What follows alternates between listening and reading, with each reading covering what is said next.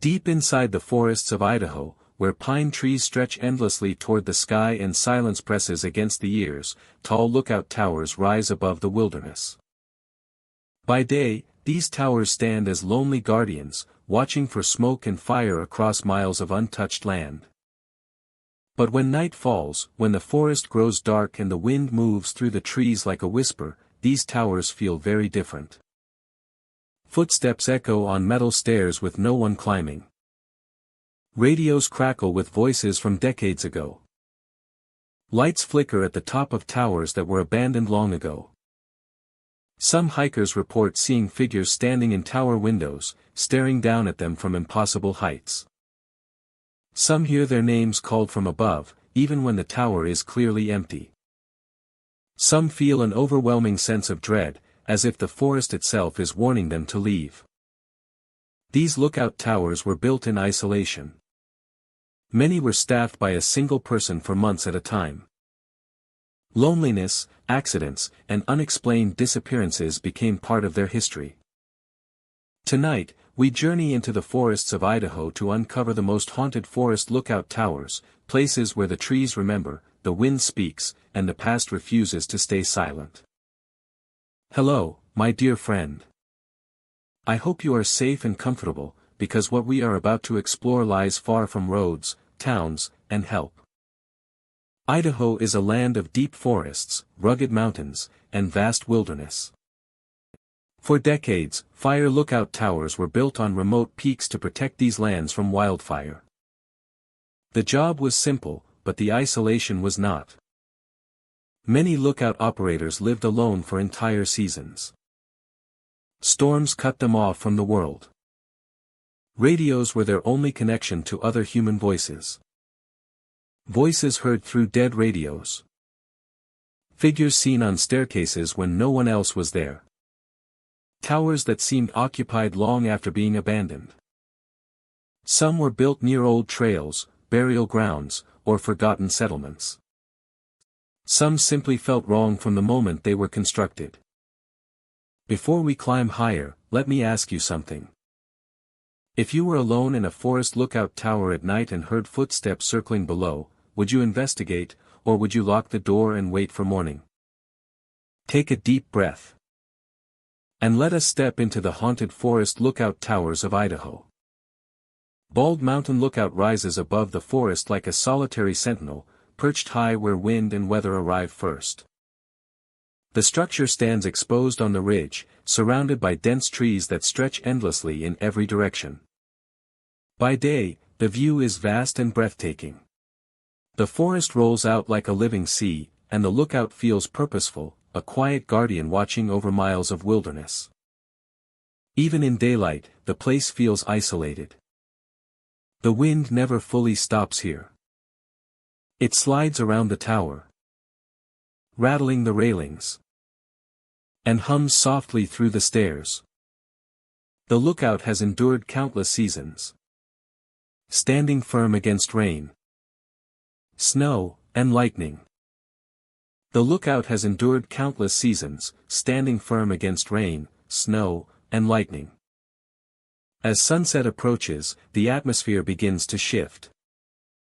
Shadows deepen across the forest canopy, and the air grows cooler. The stairs leading up to the lookout creak as temperatures drop, each step sounding louder in the thinning light. Hikers who linger too long often mention a sense of being watched, though nothing is visible among the trees below. Once night falls, Bald Mountain Lookout becomes a different place entirely. The forest below dissolves into darkness, broken only by faint outlines of treetops under moonlight.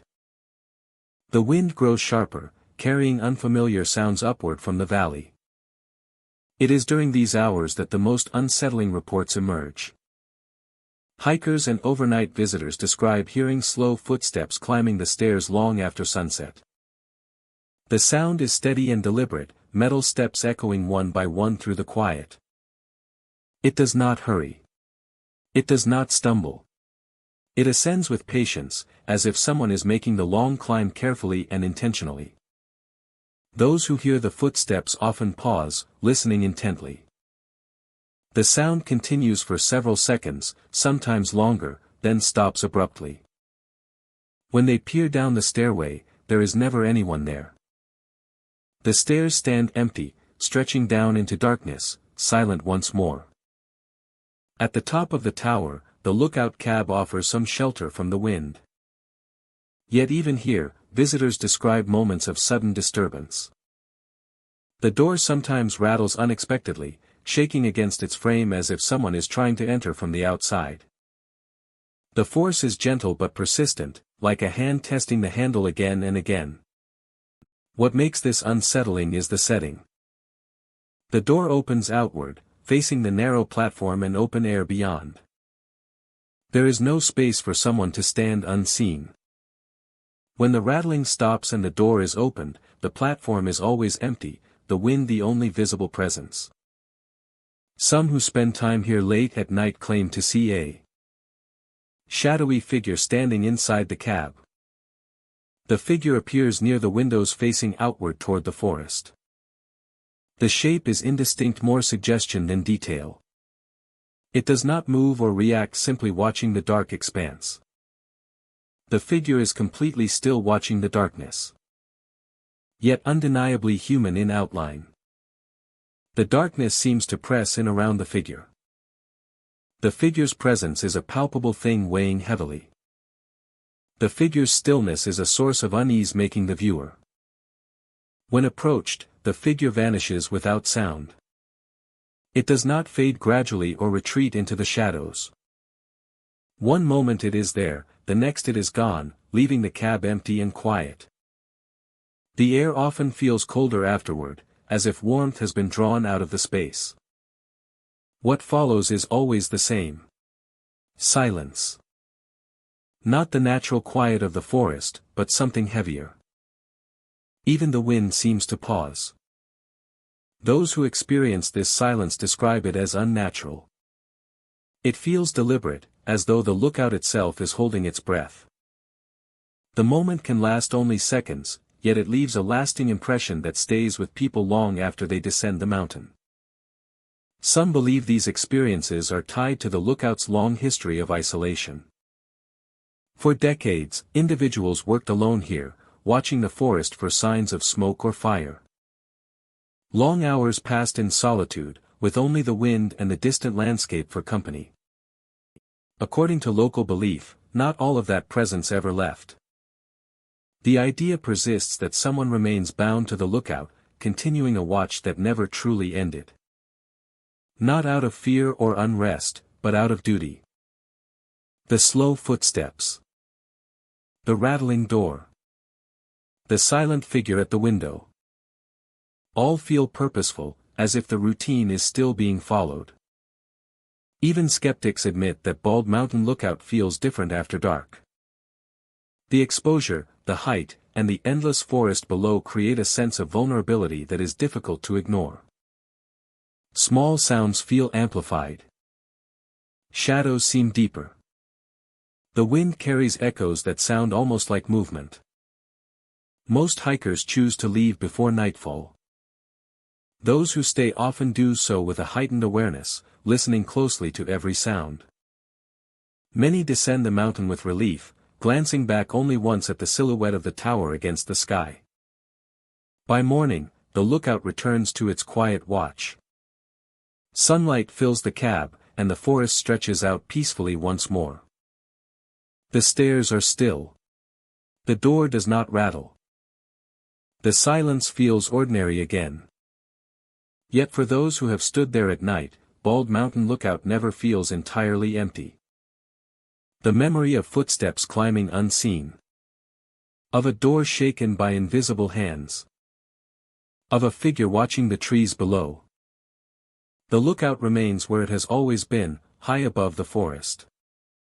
It stands as a reminder that some places hold more than views and purpose. They hold moments, routines, and presences that linger quietly, revealed only when darkness and silence come together. Pilot Peak Lookout stands high above jagged ridgelines and dense wilderness, a narrow structure rising where rock meets sky. The climb to reach it is steep and unforgiving, cutting through rough terrain shaped by wind, ice, and time. From a distance, the tower appears small against the vast landscape, yet once reached, it commands an endless view of forest and mountain stretching in every direction. By day, the lookout feels purposeful and exposed, built to watch over the land and listen for signs of danger. The wind moves constantly at this elevation, carrying the scent of pine and stone. Metal railings hum faintly as air passes through them. And the tower creaks in response, adjusting to the elements. Visitors often remark on the silence here. A deep quiet broken only by distant birds or the low rush of wind across the peak. It is a silence that feels complete, as if the world below has been left behind. As daylight fades, the wilderness surrounding Pilot Peak grows darker and more distant. Shadows fill the valleys, and the tower becomes an island of structure surrounded by darkness.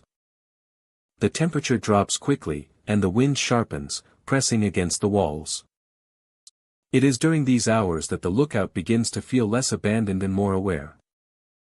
Some visitors report that radios inside the tower turn on by themselves. The devices, long disconnected from any reliable power source, suddenly crackle to life. Static fills the air, sharp and uneven, followed by faint voices that drift in and out of clarity. The sounds are never strong enough to understand, but they carry the rhythm of speech, rising and falling as if part of a conversation lost in transmission. Those who hear the radios often stand still, listening closely. The voices do not respond to calls or adjustments. Turning the dials changes nothing. The static continues, layered with soft murmurs that seem to come from nowhere and everywhere at once.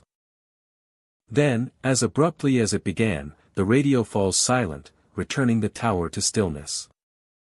Along with these sounds come reports of lights flickering inside the lookout.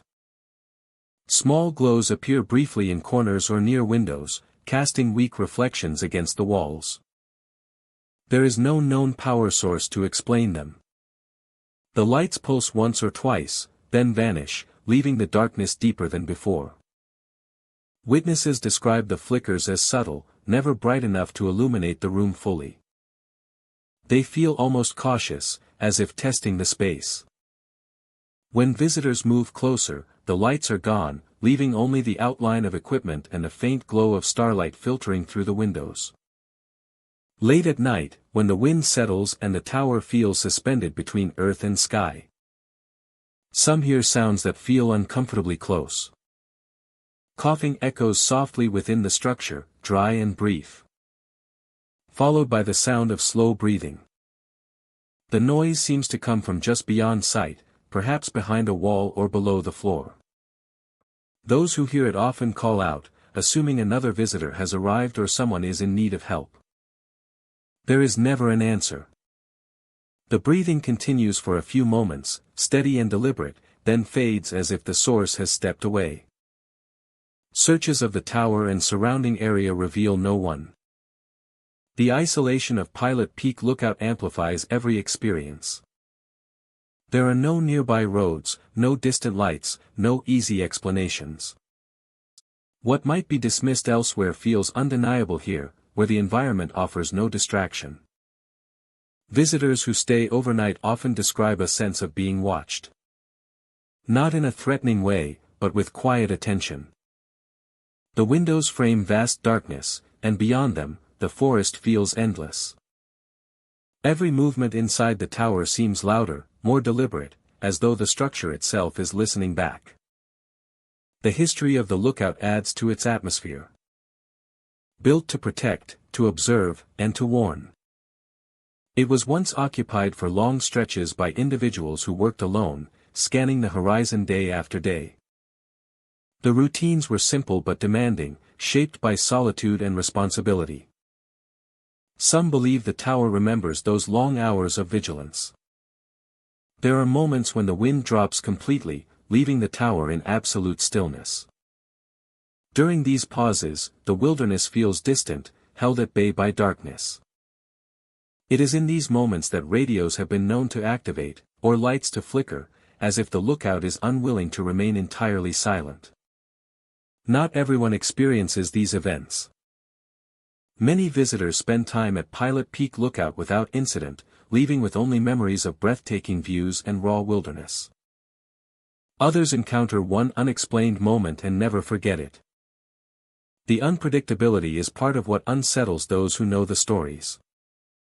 By early morning, the tower returns to its daytime presence. Sunlight spills across the mountains. And the forest below comes back into focus. The radio remains silent. The lights do not appear. The air feels ordinary again. Crisp and clear. Yet those who heard faint voices through static, or breathing in the dark, carry the experience with them as they descend. The memory feels sharper in hindsight, harder to dismiss. In daylight, the tower seems harmless. At night, it becomes something else. Pilot Peak Lookout continues to stand watch over the wilderness, unchanged and exposed. It listens to the wind, the forest, and the passing of time. And when darkness settles and the world grows quiet, it sometimes reminds visitors that not all signals fade. And not all watchers have left. By day, the view is expansive and clear, stretching across forests and distant ridgelines. Visitors often describe a sense of clarity at this height, as if the air itself sharpens awareness. Clear skies remain clear. Wind moves steadily. The mountain feels predictable and open. The lookout stands empty most of the time, locked and silent, its windows reflecting the light as clouds drift slowly past. Nothing suggests that conditions can change without warning. Yet those who stay near Graham Peak after sunset tell a different story. On clear nights, when stars are visible and the air feels still, fog begins to roll in without explanation. Appears suddenly, thick and pale, rising from below the ridgeline and swallowing the path leading to the tower. The transition is swift, turning open space into a narrow world of shifting white. The fog does not move like ordinary weather. It coils and settles, hugging the ground and climbing the tower with slow intention. Hugging the ground and climbing the tower with slow intention. Visibility drops to only a few steps ahead, and familiar landmarks vanish. Even those who know the area well find themselves disoriented, unsure of distance or direction. The mountain seems to close in, narrowing perception until only the immediate space remains. It is during these moments that footsteps are heard. They circle the base of the tower, slow and measured, crunching softly against gravel and earth. The lights are shined toward the sound, nothing is revealed. The fog absorbs the beam, leaving only swirling white. No shadow breaks through. No shape forms. The footsteps continue for several moments longer, then fade without warning, leaving behind a silence that feels heavier than before. Many who experience this describe a growing sense of being watched. The feeling does not come from the darkness below, but from above. Even when the lookout tower is locked and clearly empty, the sensation persists. It feels as though attention is focused downward, steady and unblinking. People pause, resisting the urge to look up, aware that the tower windows disappear into fog. Some describe an instinctive need to leave the area. Their breath quickens, and their awareness sharpens, tuned to every sound and shift in air. Others remain still, listening, waiting for the fog to thin. Time feels distorted in these moments. Minutes stretch longer than expected, and the silence presses closer, as if the mountain itself is holding breath. As if the mountain itself is holding breath. Graham Peak Lookout was built to watch for danger.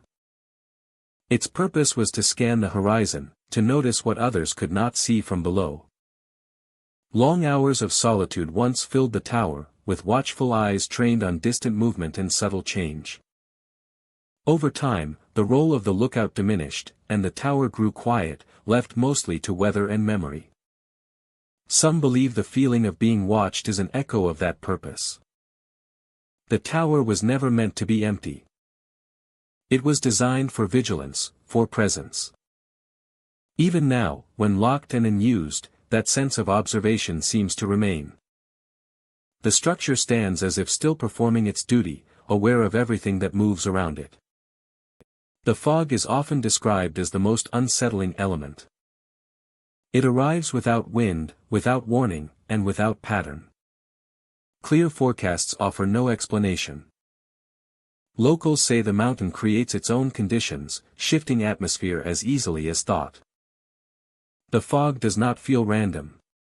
It feels timed, arriving when the area grows quiet enough to notice it. Those who have stayed long enough report subtle sounds within the fog. A faint movement of air. A soft brush against clothing. The sensation of passing close to someone unseen. Still, they leave a lasting impression, carried away long after the fog lifts. Stars reappear. Sound returns. The lookout tower stands alone once more, silent and empty, its presence unchanged. Some return to Graham Peak hoping to understand what they felt.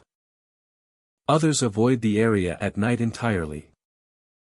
The stories continue to circulate quietly, shared between hikers, locals, and those who lingered longer than planned. Each account differs slightly, but certain details remain the same. Sudden fog. Footsteps circling the base. The unmistakable feeling of being observed from above. There is no clear explanation. Weather patterns offer only partial answers.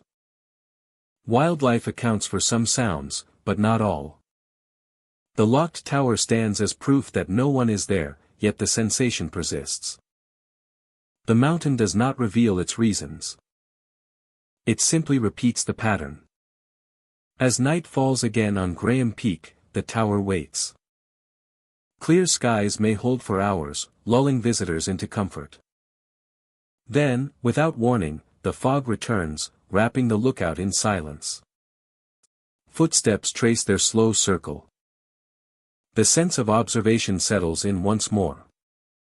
High above the valley, where sound fades and distance blurs. Where the mountain watches back. Pilot Knob Lookout rises above miles of unbroken forest. A solitary tower standing against sky and horizon. From the base, the structure appears narrow and still. A thin line climbing upward through layers of trees. The surrounding land stretches endlessly in every direction. A sea of green by day and a vast black expanse by night. The lookout was built to watch for danger. But over time it has become a place where visitors feel watched themselves. The climb to the top is steady and exposed. Metal steps wind upward, each one echoing underfoot. As elevation increases, the forest below grows quieter, its details blending into a single dark mass. Wind often moves freely at this height, carrying the scent of pine and distant earth. During daylight, the view is breathtaking. During the evening, it feels isolating. The cab at the top is small and enclosed, designed for long hours of solitary watch. By night, the cab becomes a shadowed box suspended above the trees, separated from the ground by height and silence. Climbers who reach the lookout after dark often describe an immediate change in atmosphere. The forest below seems to absorb sound, leaving the cab unnaturally quiet. Even small movements feel amplified. A shifting footstep or the scrape of a chair echoes longer than expected, then disappears into nothing. It is in these moments that knocking sounds are sometimes heard. The sound comes from inside the cab, not from the stairwell or the outside walls. It is a firm, hollow tap, as if someone is knocking from within the structure itself. The knock may repeat once or twice, then stop abruptly. Those who hear it often freeze, listening closely. The cab remains empty. No movement follows. The windows show only forest and sky. The sound leaves no clear direction, making it impossible to tell where it came from. When climbers check the walls and floor, they find nothing that could explain it. Cold air flowing down the stairwell is another common experience. Even during warm summer nights, a sudden chill can rush upward from below, spilling into the cab like a breath of winter. Then, just as suddenly, the cold fades, replaced by the normal warmth of the season. This cold air does not behave like a simple draft. It moves with purpose, traveling upward in a steady flow rather than swirling randomly. The sensation leaves the space feeling altered, as if the air itself has memory. Some who remain in the cab for extended periods begin to notice a gentle movement. The tower feels as though it sways slightly, a slow and steady motion barely strong enough to be seen, but clear enough to be felt. The floor seems to shift beneath their feet, the walls leaning just enough to unsettle balance. This sensation often occurs on calm nights when there is no wind. Trees below remain still. The air is quiet. Engineers explain that tall structures can flex subtly, responding to temperature changes or minor shifts in weight. These explanations make sense on paper. Yet those who experience the movement describe something different. The sway feels rhythmic, almost controlled, as though the tower is adjusting itself rather than reacting to outside forces. This sensation often occurs on calm nights when there is no wind. Trees below remain still. The air is quiet. The isolation of Pilot Knob Lookout intensifies every sensation. With no nearby buildings, no distant traffic, and no artificial light, the mind has little to anchor itself. Those who have spent nights in the tower often speak of a growing awareness. A sense that the lookout is not empty even when alone. It is not fear that dominates, but alertness. As though something unseen is sharing the space. The feeling does not fade with movement or light. It simply remains, quiet and steady. Some believe the lookout holds traces of those who once worked there, long hours spent alone scanning the horizon. Others believe the tower's height and exposure create conditions that affect perception, amplifying physical sensations until they feel external. And some believe the forest itself plays a role, pressing its silence upward into the structure. What stands out is how similar the reports are. Knocking from within the cab. Cold air rising against reason. A gentle sway without wind. These experiences are shared by people with no connection to one another, often reluctantly, unsure how their stories will be received. As the night deepens, the lookout becomes a narrow island above darkness. Stars emerge overhead. The forest below disappears into shadow.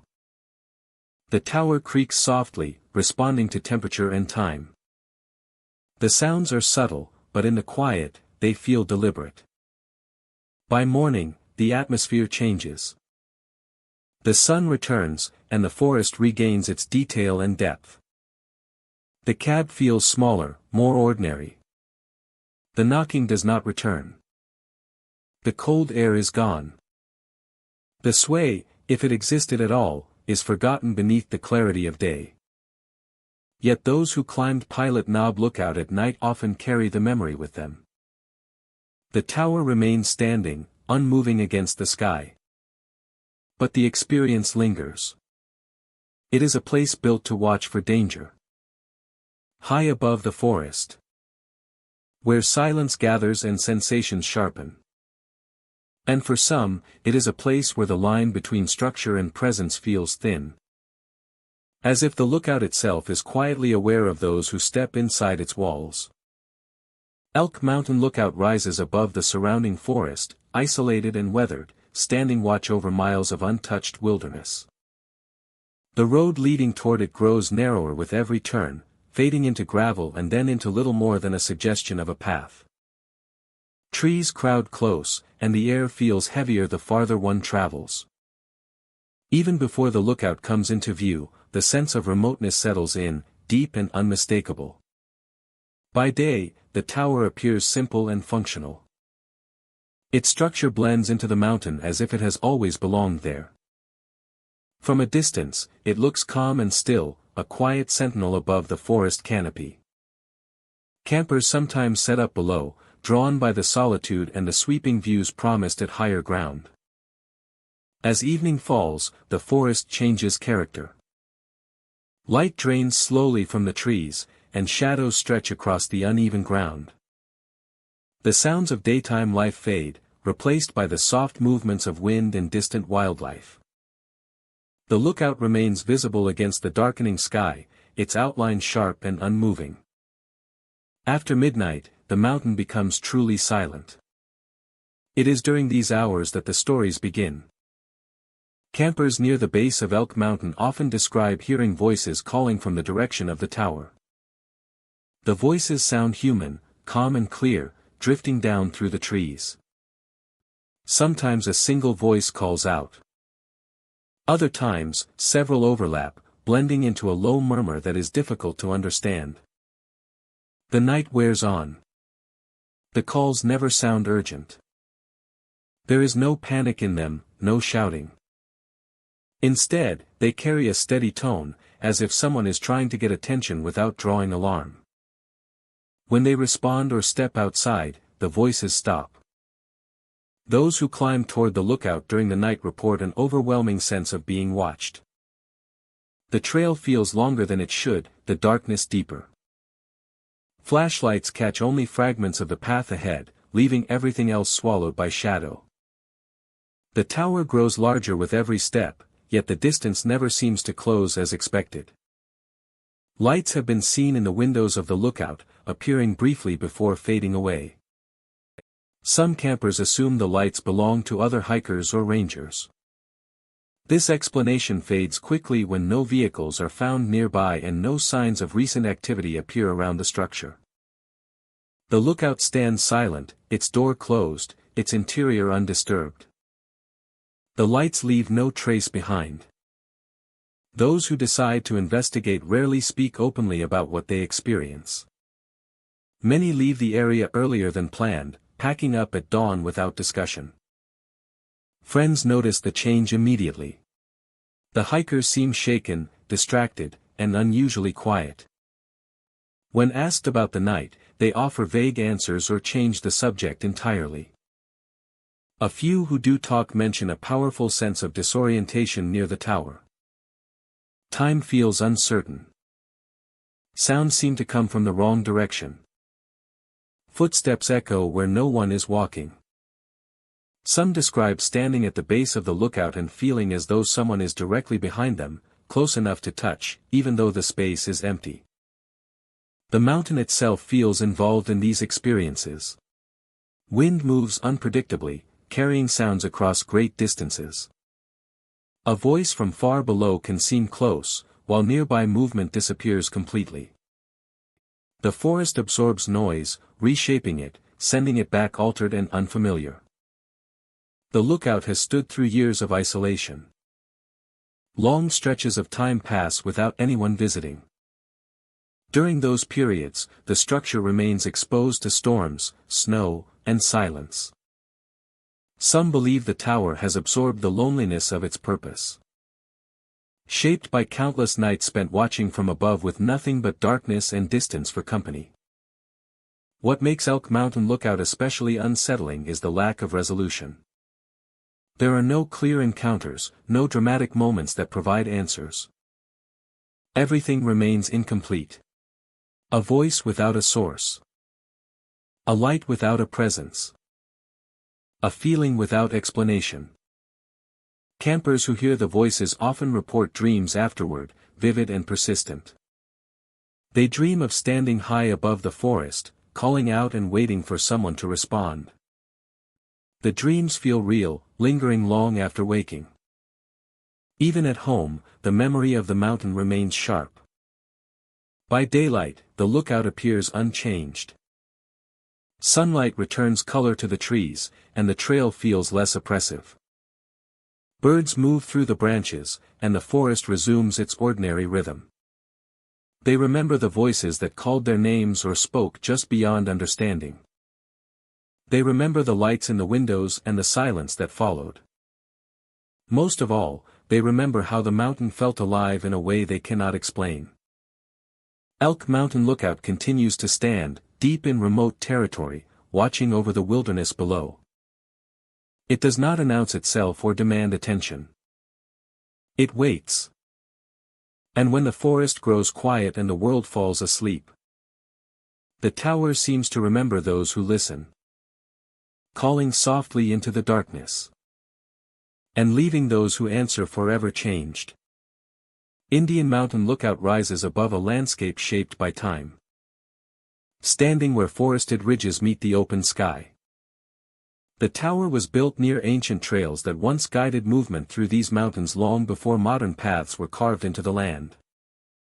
Even in daylight, the place carries an unsettling energy, subtle but persistent, as if the ground beneath it remembers every footstep that ever passed through. The climb to the lookout is quiet and demanding. Trees grow close together, their branches forming natural corridors that block out sound and light.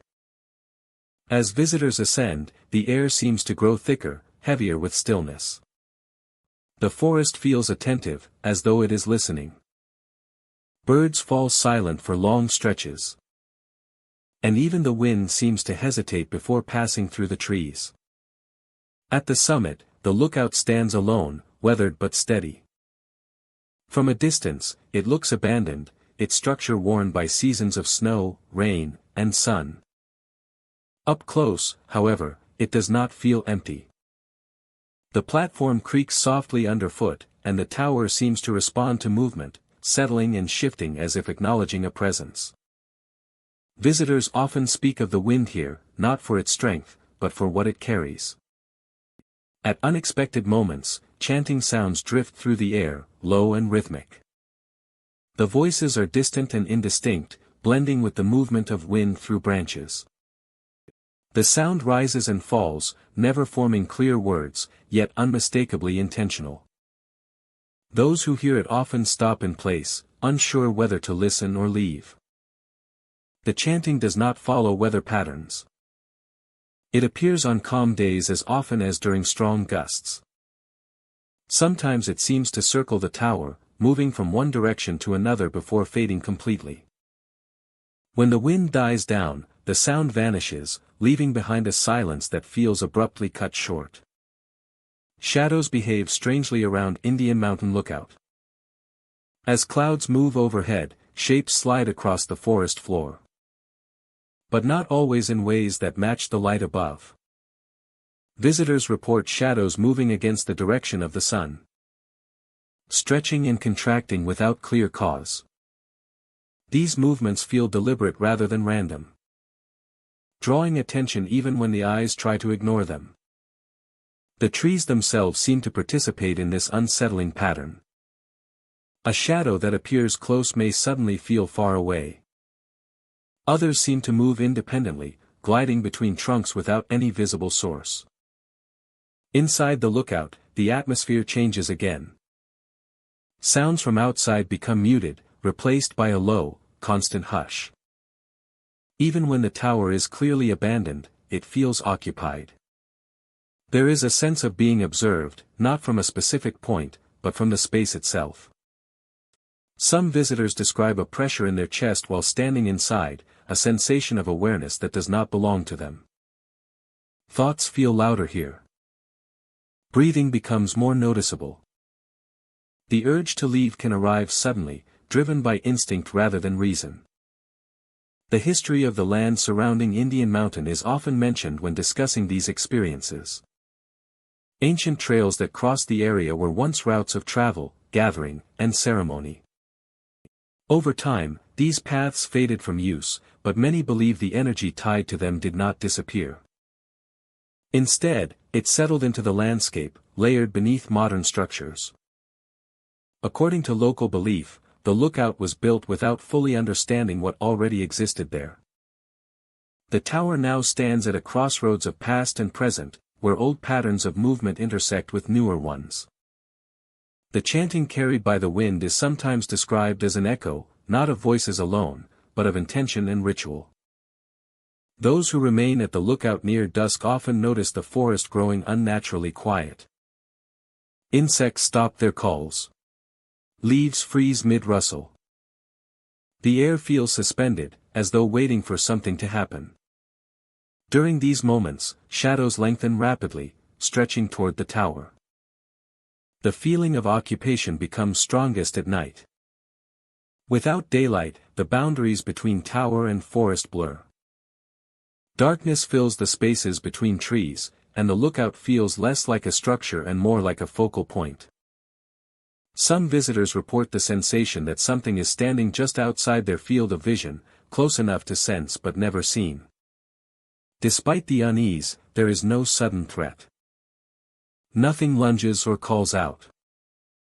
The experience is psychological and environmental, built from sound, shadow, and silence. It feels ancient rather than hostile, rooted deeply in place. Most visitors do not stay long. They descend the mountain with quickened steps, glancing back only briefly. The forest seems to close behind them, absorbing sound and movement as if nothing passed through. By morning, Indian Mountain Lookout appears calm again. Sunlight filters through the trees, and the wind moves normally. Shadows behave as expected.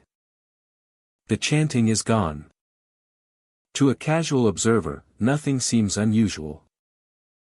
Yet those who have stood there, listening to voices carried on the wind and watching shadows move without cause, know the feeling lingers.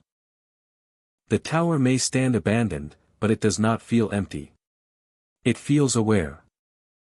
Indian Mountain Lookout remains fixed above the ancient trails, overlooking a forest shaped by countless lives and moments. It stands as a reminder that some places hold memory not in stories, but in atmosphere. And when the wind rises just right, and the shadows shift in silence, that memory stirs, quietly reminding visitors that they are not alone. Shorty Peak Lookout rises alone above a stretch of rugged wilderness, its narrow frame set against wide sky and distant ridgelines. Reaching it requires effort and patience, a long climb through quiet forest and uneven ground. The trail grows thinner as elevation increases, and with each step, the world below feels farther away. By the time the tower comes into view, the sense of isolation is already complete. The lookout was built for solitude. Its purpose demanded long hours of stillness, watching horizons that rarely changed. Wind presses against the structure, and the surrounding silence feels deliberate, as if shaped by the landscape itself. Even during the day, the air around Shorty Peak feels subdued. Sounds travel strangely here, softened by distance and absorbed by trees and stone. Visitors often describe the first impression as peaceful, yet heavy. The view is expansive and beautiful. But there is a weight to the place that is difficult to define. Standing near the tower, many feel an urge to speak quietly, as though loud voices would not belong. The lookout does not feel abandoned. It feels left behind. As hikers approach the platform, some notice movement where there should be none. A figure appears to be standing motionless at the edge, facing outward toward the distant mountains. From afar, the shape looks solid and unmistakably human. It does not wave or turn. It simply stands, perfectly still. Those who see it often slow their pace, uncertain whether someone else has arrived first. The figure gives no sign of awareness. Then, in a brief moment, it is gone. A blink. A shift of focus. The platform is suddenly empty, with no sound of footsteps, no movement away, no explanation. Witnesses describe a lingering disbelief afterward. They search the area, circling the tower, scanning the trail. There is nowhere for anyone to hide, nowhere to go unseen. As if it never existed. Yet the memory remains sharp, etched by the certainty of what was seen. Not everyone encounters the figure, but many report a deep emotional response upon reaching the lookout. A sense of sadness settles in quietly, without a clear cause. It is not overwhelming, but persistent, like a low pressure that does not lift. Some feel it immediately. Others notice it only after lingering for a time. The sadness does not feel personal. It feels environmental, tied to the place itself. Visitors speak of memories that are not their own, of a quiet longing that has no story attached. The feeling often fades when leaving the area, only to return if the lookout comes back into view. Those who spend longer periods near the tower report changes in mood. Time feels stretched, and conversations drift into silence. The wind carries distant sounds that never quite resolve. Even the view, vast and open, feels distant rather than uplifting. The lookout seems to hold on to something unresolved. The history of Shorty Peak Lookout is defined by isolation. Those assigned to work here lived alone for extended periods, surrounded by wilderness and sky. Days were spent watching for signs that might never appear. Nights brought cold, darkness, and silence broken only by wind and wildlife. The routine demanded endurance as much as attention. It is easy to imagine how loneliness could settle into the walls and floorboards, how repeated quiet might shape the atmosphere itself. The tower feels aware of time passing, of long hours spent waiting. Some believe this history contributes to the emotional weight felt by visitors, as if the structure remembers what it once held. Late in the day, shadows stretch across the platform, and the lookout takes on a somber tone. Light fades slowly at this elevation, and the surrounding forest darkens in layers. The tower stands outlined against the sky, exposed and solitary. This is when the sadness feels strongest. There are moments when the air feels watched, not with threat, but with expectation. Visitors describe the sensation of being observed from the edge of vision, though nothing is ever clearly seen. The feeling does not provoke fear. Instead, it encourages stillness, as though movement would break something fragile. Some hikers choose to leave quickly, unsettled by emotions they cannot explain. Others stay longer, drawn by the quiet gravity of the place. A few report feeling compelled to return, even after experiencing the figure or the sadness. Shorty Peak Lookout seems to affect people differently, revealing itself in subtle ways. By night, the area becomes profoundly quiet. The tower stands silhouetted against stars, and the wilderness below disappears into darkness. Those who have stayed late speak of a deep calm mixed with melancholy. The figure is not seen again. The sadness lingers, steady and unchanging. When morning comes, light restores clarity to the landscape. The forest brightens, and the tower looks ordinary once more. The emotional weight lifts gradually, as if released by daylight.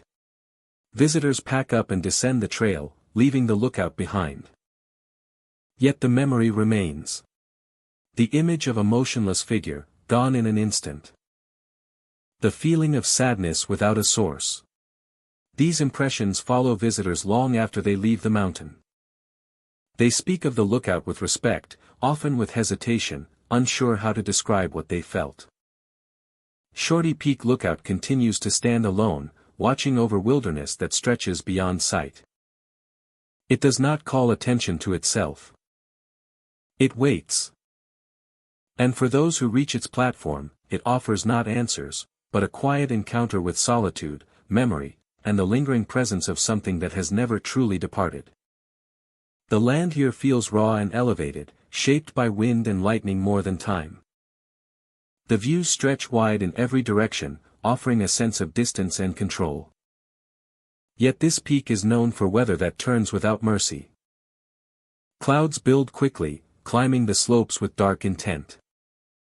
Wind sharpens, carrying the scent of rain and metal. Those familiar with the area know that storms strike Monument Peak harder than most places nearby. Lightning often hits close, splitting the sky with sudden force, illuminating the tower in brief flashes of white. During these storms, something unusual is said to happen. When thunder rolls and rain lashes the tower, voices have been heard coming from inside.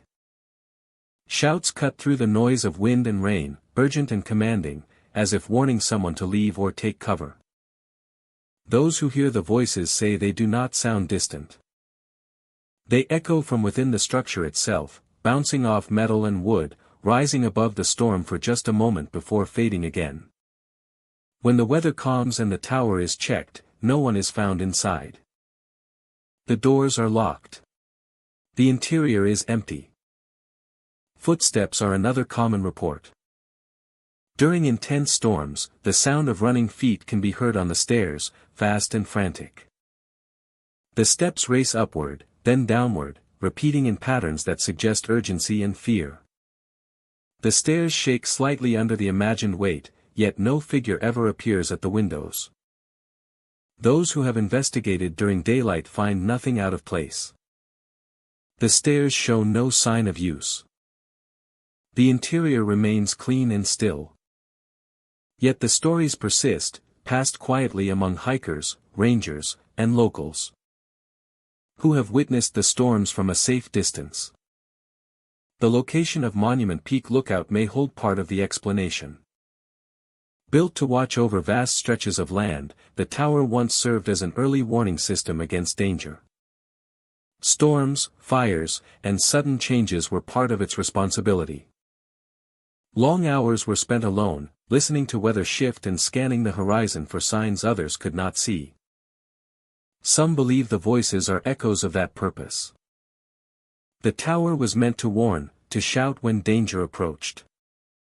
Even now, during lightning storms, that instinct seems to return. The structure reacts as if someone is still there, racing up and down the stairs, calling out to unseen listeners below. Lightning intensifies the experience. Each flash freezes the tower in sharp relief, casting shadows that appear to move between moments of darkness. Thunder shakes the ground, vibrating through the structure and into the bones of anyone nearby. The air feels charged, alive, as if every surface is listening. People caught near the tower during storms often report an overwhelming urge to leave. The feeling is not simple fear, but a strong sense of warning. Skin prickles. Thoughts narrow. The environment feels hostile, as though the peak itself is pushing them away. Those who ignore the instinct rarely stay long. After dark, the tower becomes even more unsettling. Storm clouds block the stars, and the only light comes from lightning tearing across the sky. In these moments, the voices seem closer, sharper, and more frequent. Footsteps sound faster, more frantic, as if time itself is running out. Many choose to avoid the tower entirely after sunset. Even on clear nights, the memory of storms lingers. The wind carries unexpected sounds. The tower creaks softly, responding to pressure and temperature shifts. Shadows stretch unnaturally across the ground, making the structure feel taller and more watchful than before. Those who have stayed nearby overnight describe restless sleep. Dreams fill with rushing movement and distant shouting. Some wake suddenly, heart racing, convinced they heard someone calling from the mountain. By morning, the feeling fades, replaced by the rational calm of daylight. Monument Peak Lookout continues to attract those drawn to its mystery. Photographers, hikers, and curious travelers visit during fair weather, standing beneath the tower and imagining the storms that will come again. The structure remains silent during these times, offering no sign of what happens when lightning strikes. Storms eventually return, as they always do. Clouds gather. Wind rises. The peak darkens. From a distance, flashes of light reveal the tower standing alone against the sky. And during those moments, when thunder drowns out the world below, the voices are said to return. Warnings shouted into the storm. Footsteps racing up and down empty stairs. A tower fulfilling a duty long after its watch should have ended. As the storm passes and silence returns, the tower stands unchanged. No signs of movement remain. No voices linger in the air. Only the steady drip of rain and the distant echo of thunder rolling away. But those who have heard the warnings know one thing for certain. When storms strike Monument Peak, the lookout does not remain empty. And long after the lightning fades, the mountain remembers. Silver City Lookout stands above a rugged landscape shaped by effort and endurance. The tower overlooks old mining areas where the earth was once opened and reshaped by human hands. The forest has slowly reclaimed much of the land, but traces of the past remain etched into the ground, faint lines and scars that never fully disappeared. During the day, the lookout feels quiet and reflective.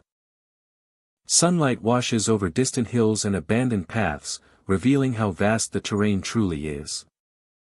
Visitors often pause here, taking in the view and imagining what life must have been like when the mines were active. The wind carries the scent of pine and soil, and the tower feels like a simple observer, watching over history from above. As evening approaches, the atmosphere begins to change. Shadows stretch across the hills, and the mining grounds below fade into darkness. The quiet becomes deeper, settling into the spaces between trees and structures. Once night arrives, the lookout feels isolated, separated from the world by distance and silence. It is after dark that many visitors report the first unusual sounds.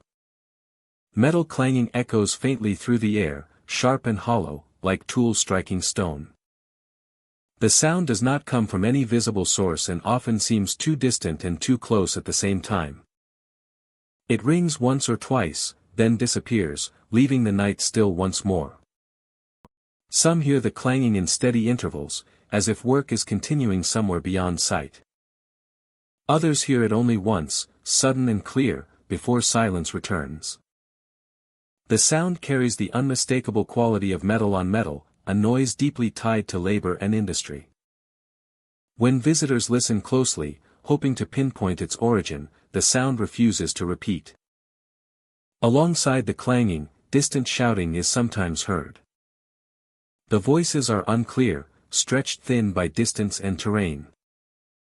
They do not form words that can be understood, only the rise and fall of human sound. The shouting drifts briefly through the night air, then fades away as though swallowed by the land itself. These sounds are most often reported on calm nights, when wind is low and the forest below is still. The lack of natural noise makes the clanging and shouting feel sharper, more intentional. Visitors often describe a sudden awareness of how empty the area truly is, making the presence of voices all the more unsettling. Lights glowing faintly inside the tower add another layer to the mystery. Late at night, when no one should be present, a soft illumination can sometimes be seen through the windows of the lookout. The light is weak, barely visible, yet distinct enough to catch the eye. It does not flicker like a reflection or move like a passing beam. Those who notice the glow often assume someone else has climbed the tower. When they approach or call out, the light fades before they reach the door. Inside, the tower is empty, switches untouched, the space dark and quiet. No explanation is ever found for the brief illumination. The feeling within the lookout at night is difficult to describe. Visitors often mention a sense of closeness, as if the small space holds more presence than it should. The air feels heavy, charged with memory. Standing still, people become acutely aware of every sound, every movement, every breath. Some believe the experiences are tied directly to the mining history below. The land once echoed with constant noise, the rhythm of work never truly stopping. Metal struck stone from dawn to dusk. Voices called out across shafts and paths. The lookout now stands above a place where human effort once filled every hour. According local stories, not all who worked the mines left easily. Long hours, dangerous conditions, and sudden accidents shaped daily life. Many believe the echoes heard near Silver City Lookout are not just sounds, but impressions left behind by repetition and intensity. The land, they say, remembers what happened here. Skeptics offer practical explanations. Sound can travel unexpectedly through valleys at night. Distant machinery or natural movement can resemble familiar noises. Light can reflect from unseen sources. The mind, especially in quiet and darkness, can fill gaps with meaning drawn from history. Yet these explanations do not satisfy everyone. What unsettles visitors is the consistency of the reports. People who arrive without knowledge of the stories describe the same clanging, the same distant shouting, the same faint glow. They often share their experiences only after discovering others have noticed the same things. The sensation fades when leaving the area, but it leaves a lasting impression. As the night deepens, Silver City Lookout remains still against the sky. Stars emerge overhead, and the land below becomes a dark silhouette. The sounds come and go without warning, never lingering long enough to be understood. The lights, if they appear at all, vanish quickly, leaving the tower dark once more. By morning, the lookout feels different. Sunlight returns, and the forest regains its color and depth. The mining grounds below appear quiet and abandoned again. Visitors often question whether the night's experiences were real or imagined, shaped by darkness and expectation. Yet many leave with a sense that Silver City Lookout holds more than just a view. It stands above a place shaped by human struggle, effort, and persistence. Whether the sounds and lights are echoes of the past or the result of natural forces, they continue to draw attention to the history beneath the tower. Silver City Lookout remains a silent witness, watching over old paths and forgotten work sites. At night, when the land grows quiet enough, the past seems to stir just enough to be noticed.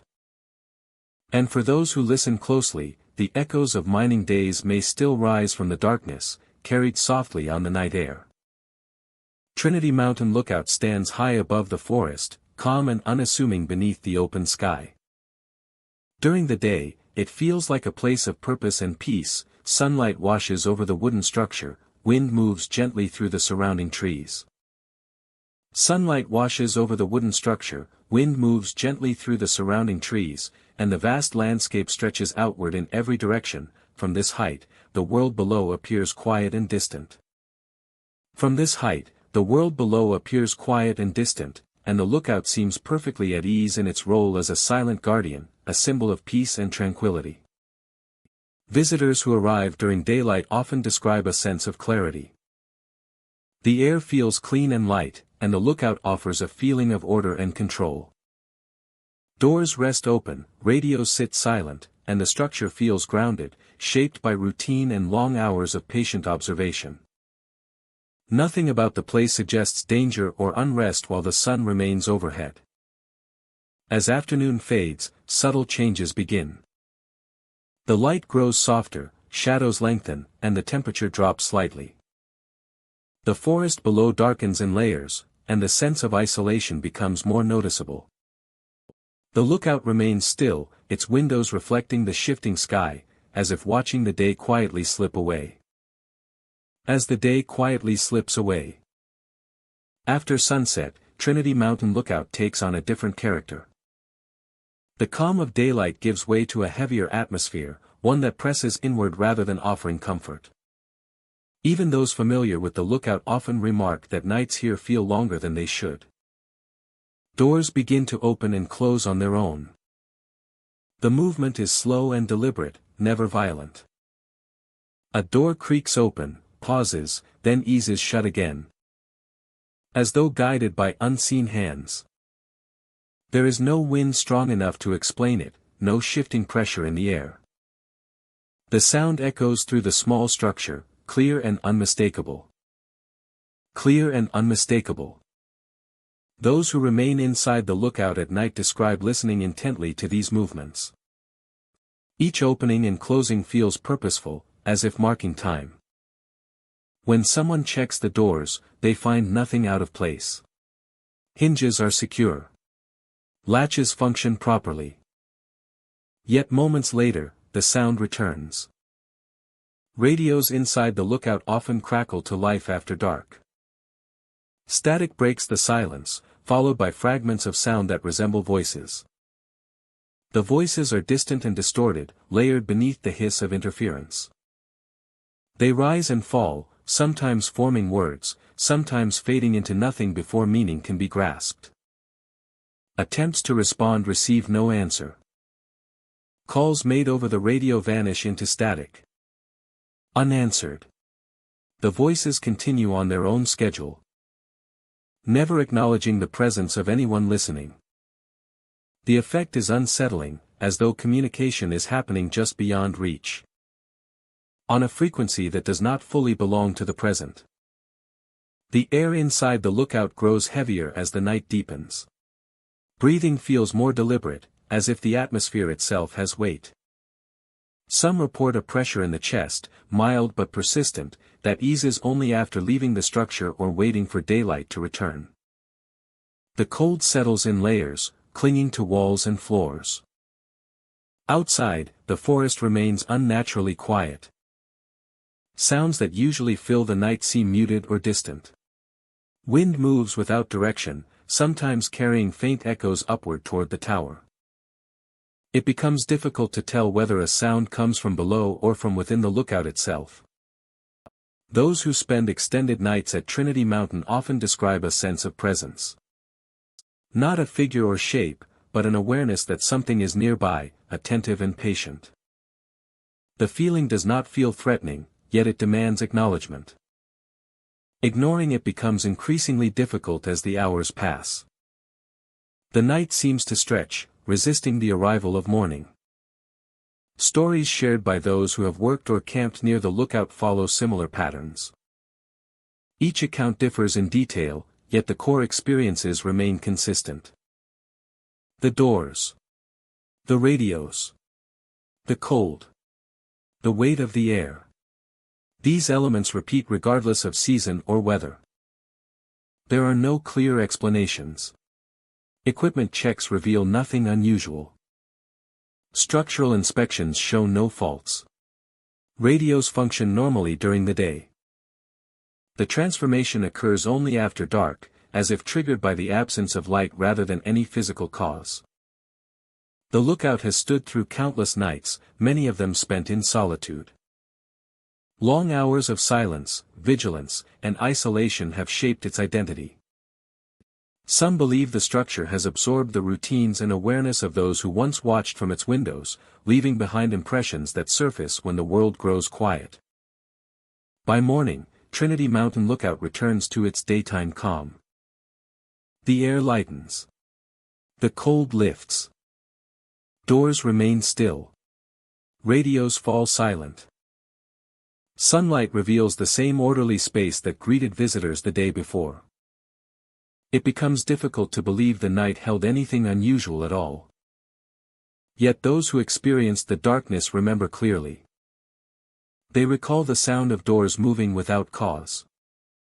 The voices that spoke without listening. The cold that seemed to come from within the air itself. These memories linger, refusing to fade completely. Trinity Mountain Lookout continues to stand above the forest, serene beneath the sun. And serene beneath the sun. And unsettled beneath the stars. It offers peace to those who visit by day. And mystery to those who remain after sunset. When night falls, the lookout listens. Moves. And speaks in its own quiet way. Reminding those who stay that not all places rest. When the light is gone, Coolwater Mountain Lookout stands alone above a vast stretch of forest, surrounded by a silence that feels deeper than the wilderness below. The trees rise thick and close together, their branches forming a dark, uneven sea that stretches to the horizon.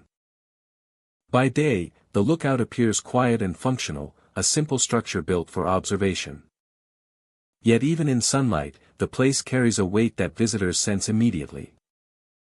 The path leading to the tower winds through dense forest.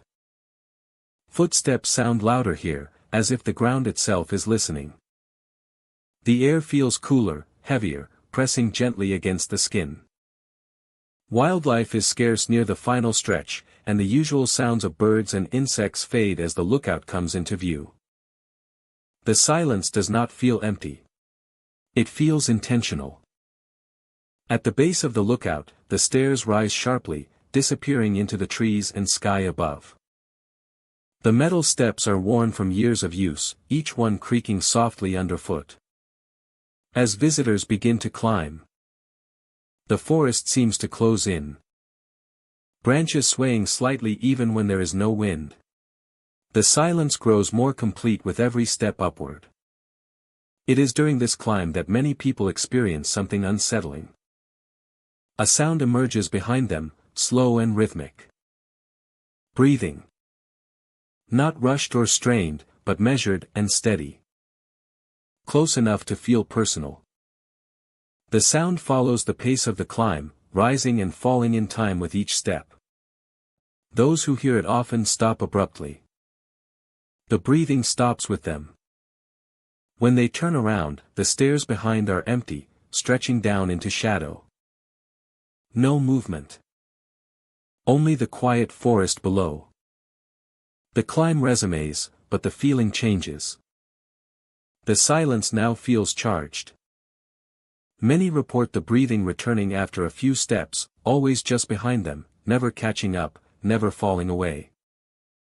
The sensation creates an overwhelming awareness of being followed, even though logic insists otherwise. At the top, the lookout platform offers a wide view of the forest canopy. From this height, the trees blend into a textured blanket of green and shadow. The wind moves more freely here, brushing against the structure and carrying faint, distant sounds upward. Visitors often step onto the platform and feel an immediate tension settle in their chest. The sensation of being watched intensifies, not from a single direction, but from everywhere at once. The forest below feels closer than it should, as though it is leaning inward. Some attempt to brush off the experience, attributing it to fatigue or imagination. But the feeling persists. Movement at the edge of vision draws attention, only to reveal nothing when directly observed. The air feels thick, resistant, as though pushing back against every breath. Those who enter the lookout cab describe a similar unease. The enclosed space feels occupied despite being empty. Sounds from outside become muted, replaced by a low hush that seems to come from the walls themselves. The urge to leave can be sudden and strong, driven by instinct rather than fear. The breathing does not always return at the top, but its absence is no comfort. The silence that replaces it feels heavy and unnatural. It presses against the ears, making even small sounds feel intrusive. The forest below appears still, frozen in place. Some visitors report hearing footsteps on the stairs after reaching the platform. Slow. Careful. Each step distinct. When they lean over the railing to look down, the stairs are empty once again. The sound fades without explanation, leaving behind only the wind and the pounding of their own heartbeat.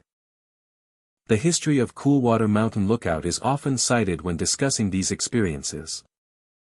For years, individuals worked here in isolation, spending long hours alone with the forest and the sky. Days passed quietly. Nights were spent listening to the sounds of the wilderness below. Some believe that prolonged solitude left an imprint, a presence shaped by routine and watchfulness. Others believe the forest itself plays a role. This region is old, untouched in many places, shaped by time rather than development. The silence here is not the absence of sound, but a concentration of it. Every movement feels amplified. Every breath feels exposed. As daylight fades, the lookout becomes more oppressive. Shadows deepen across the platform, and the forest below darkens into a single mass. The sense of being followed reaches its peak during these hours. Many visitors choose to descend quickly, unwilling to remain once the light begins to fail. The descent often feels faster than expected. Footsteps echo loudly on the stairs, breaking the silence in sharp bursts. Some report the breathing returning during the descent, closer than before, matching their pace perfectly. Others feel an invisible presence moving just out of sight, always behind them, never passing. At the base of the lookout, relief comes quickly. The forest seems to release its hold, and ordinary sounds return. Birds call again. Leaves rustle naturally. The air feels lighter, easier to breathe. Looking back up at the tower, it appears unchanged. Quiet. Empty. A simple structure against the sky. Yet those who have climbed it know the difference. They carry the memory of breath without a body. Of footsteps without a source. Of silence that felt alive. Coolwater Mountain Lookout remains where it has always stood, surrounded by forest and stillness. It continues to watch over the land, enduring wind, weather, and time. For most, it is just another remote structure in the wilderness. For others, it is a place where silence follows closely behind. Where something unseen keeps pace step for step. And where the feeling of being watched does not fade until the mountain is left behind. Blue Nose Lookout stands deep within one of Idaho's most remote stretches of wilderness, far from towns, roads, and regular human presence. The journey to reach it is long and demanding, winding through dense forest and rugged terrain where silence grows heavier with every mile. The tower rises above the treetops like a solitary marker, exposed to wind, weather, and long periods of isolation. By day, it feels distant and quiet, a place designed to watch rather than to be visited. The surrounding forest is thick and ancient, its canopy filtering light into narrow bands that shift slowly across the ground. Even in daylight, sound feels muted here. Footsteps seem softer than they should be, and voices fade quickly into the trees. The lookout itself creaks gently in the wind, responding to pressure and movement with slow, deliberate sounds that suggest age and endurance. As evening approaches, the wilderness around Blue Nose Lookout begins. The wilderness around Blue Nose Lookout begins to change. Shadows deepen between the trees, and the forest floor disappears into darkness. The air cools rapidly, carrying the scent of pine and damp earth. From the tower, the view stretches across endless ridgelines, but details blur as light fades. The sense of distance grows, and the feeling of isolation becomes complete. Night brings a different atmosphere entirely. The forest no longer feels empty, but aware. Visitors report seeing strange lights moving between the trees, low to the ground and shifting without a clear pattern. These lights do not flicker like lanterns or flash like reflections. Instead, they glide slowly, weaving through trunks and branches before disappearing deeper into the forest. Those who witness the lights often stop moving, watching in silence. The glow appears soft and muted, never bright enough to illuminate the area fully. It feels deliberate, as though guided rather than random. When observers attempt to follow, the lights fade or slip behind the trees, leaving the forest darker than before. Along with these visual disturbances come sounds that feel uncomfortably close. Voices are said to whisper from below the tower, rising softly from the darkness beneath the platform. The words are indistinct, more suggestion than language, carried upward by the night air. The whispers do not call out directly, yet they feel directed, as though aware of someone listening. Those who hear the voices often lean over the railing, searching the ground below. There is nothing visible, only darkness and the outline of trees. The whispers continue briefly, overlapping and fading in and out, then vanish without warning. No response ever follows, no matter how long one listens. The combination of lights and voices creates an atmosphere that is difficult to endure for long. Some visitors describe an intense fear that arrives suddenly, without a clear cause. The feeling is not tied to any single sight or sound. Instead, it spreads quickly, filling the chest and tightening the breath. This fear feels instinctive, as though triggered by something deeper than thought. Those affected often struggle to explain it afterward. There is no sense of immediate danger, no visible threat. Yet the urge to leave becomes overwhelming, pressing against reason and curiosity alike. Even seasoned hikers and outdoor workers, familiar with isolation and night sounds, describe the feeling as unlike anything they have encountered elsewhere. Blue Nose Lookout has a history shaped by solitude. Built to observe and protect, it once required long stretches of occupancy by individuals who lived alone, watching vast expanses of forest for signs of trouble. Days passed slowly, marked by routine and vigilance. Nights brought darkness, wind, and the constant presence of wilderness pressing in from all sides. It is easy to imagine how such isolation could leave an imprint. Long hours of listening, waiting, and watching may have settled into the structure itself. The tower feels attuned to its surroundings, as though it has learned the rhythms of the forest too well. Late at night, when the wind calms and the forest grows still, the lookout feels suspended between worlds. The lights may appear again, drifting silently through the trees. The whispers may return, barely audible but impossible to ignore. In these moments, the fear some experience feels strongest, as if the environment itself is reacting to presence.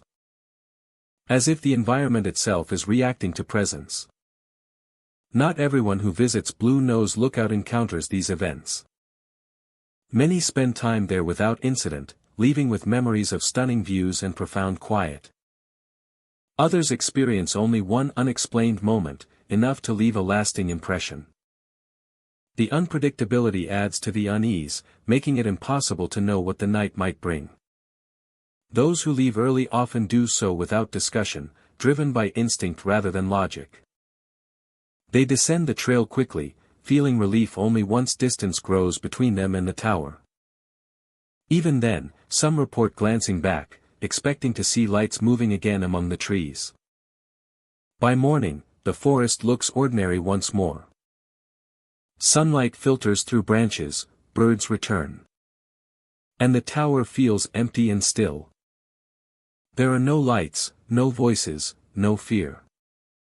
The wilderness appears unchanged, offering no trace of the night before. Yet the memory remains vivid for those who experienced it. The sight of moving lights. The sound of whispers rising from below. The sudden wave of fear without explanation. These impressions resist easy dismissal, lingering long after the visit ends. Blue Nose Lookout continues to stand in silence, surrounded by miles of untouched land. It watches over the forest as it always has, exposed to wind, weather, and darkness. And when night falls in Idaho's remote wilderness, the lookout sometimes reveals that isolation is not always empty, and that the forest may have its own quiet ways of responding to those who enter its depths. Buckhorn Lookout stands alone on a high ridge, its weathered frame exposed to wind, snow, and decades of neglect. Once built for vigilance and purpose, it now sits abandoned, its windows dark and its stairs creaking with age. From a distance, the structure appears fragile, barely holding itself together against the landscape that has slowly reclaimed it. By day, the lookout feels quiet but uneasy.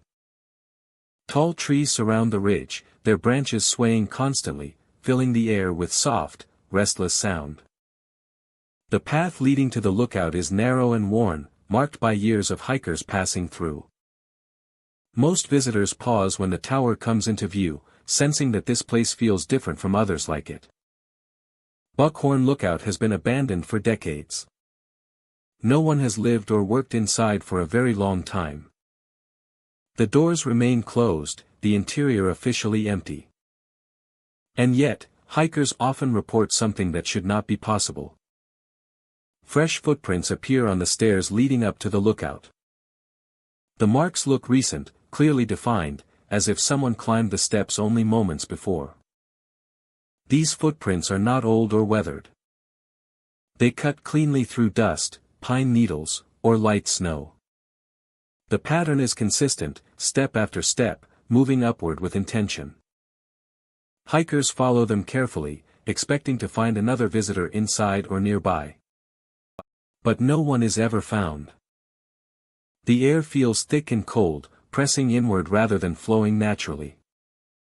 Even on warm days, the temperature drops sharply upon entry. Breath feels heavier, and sound seems muted, as though the space absorbs it. The silence is not empty. It feels occupied. Light filters weakly through the windows, casting pale shapes across the floor. The interior shows signs of age but no signs of recent use. No supplies. No bedding. No tools. No signs of recent use. And most unsettling of all, the footprints never continue beyond the stairs. They search carefully, checking every corner, every shadow. There are no prints moving across the floor. No marks leading toward the windows. No sign of descent. The footprints simply end, as if whoever climbed the stairs vanished at the threshold. Some report an overwhelming sense of being watched. The feeling does not come from outside, but from within the lookout itself. It feels close, intimate, as though someone is standing just behind them. Those who turn quickly find only empty air and deep silence. Still, the sensation remains. The longer people stay inside, the heavier the air becomes. Thoughts slow. Time feels distorted. Minutes stretch longer than expected, and the urge to leave grows stronger. Many describe a quiet pressure building in their chest, not fear exactly, but a warning that does not use words. Buckhorn Lookout once served a vital role. It was a place of long hours and careful attention, where someone always watched the horizon. Isolation was part of the job. Silence was normal. Over time, the lookout absorbed that solitude, layer by layer, season after season. Some believe the structure never adjusted to being empty. The routine of observation ended suddenly, leaving behind a space that still expects someone to be there. The footsteps, according to local belief, are not visitors but repetitions. Movements replayed without awareness, climbing the stairs again and again, searching for a view that no longer matters. Others suggest the mountain itself is responsible. The ridge is known for strange weather shifts and deep fog that arrives without warning. Sound travels unpredictably, and visibility can collapse in seconds. In such conditions, orientation becomes unreliable, and the senses struggle to interpret reality. Yet this does not explain why the footprints never come back down. Many hikers choose not to enter the lookout at all. Those who do often leave quickly, unsettled by the cold air and the oppressive stillness. Some feel dizzy. Others experience a sudden need to leave immediately, abandoning exploration without fully understanding why. Even outside, the tower feels aware. Wind moves differently around it, curling along the walls and slipping through gaps in the wood. The structure creaks softly, not in response to movement, but as if adjusting itself. At dusk, the lookout becomes even more unsettling. Shadows deepen, and the forest below grows indistinct. Always leading up. Never leading away. Some return days later, hoping to prove the marks were coincidence. They find the same thing. New footprints. Same direction. Same ending. No explanation. No evidence of human presence beyond the stairs. Despite these stories, Buckhorn Lookout remains standing. No signs warn visitors away. No official closures explain what happens here. The tower simply exists, silent and patient, waiting for those who choose to approach. As night falls, the ridge grows quiet. Wind slows. The forest settles. The lookout blends into darkness, its outline barely visible against the sky. Inside, the air remains thick and cold, untouched by time. And when morning comes, hikers find the stairs marked once again. Fresh footprints climbing upward. No tracks returning. A path that leads only one way. Buckhorn Lookout does not chase or threaten. It does not reveal answers. It simply repeats what it remembers. Holding on to motion without destination. Presence without form. A place abandoned by people. But not by whatever still walks its stairs. Bear Mountain Lookout rises above a vast stretch of dense forest, a solitary structure surrounded by miles of rugged terrain and active wildlife territory. From the base of the mountain, the tower is barely visible, its outline blending into trees and rock. The climb upward leaves the noise of the outside world behind, replacing it with layered forest sounds and deepening silence. By day, the lookout feels practical and alert. The forest spreads endlessly in every direction, alive with movement and color. Birds circle overhead, and distant animal calls echo faintly through the trees.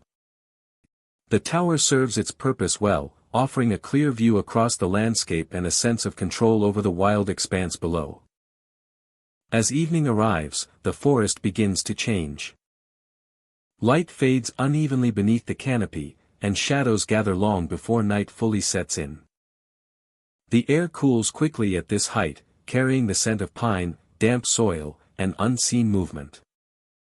When darkness finally settles, Bear Mountain Lookout feels completely isolated, suspended above a living wilderness. It is during these hours that the forest begins to sound different.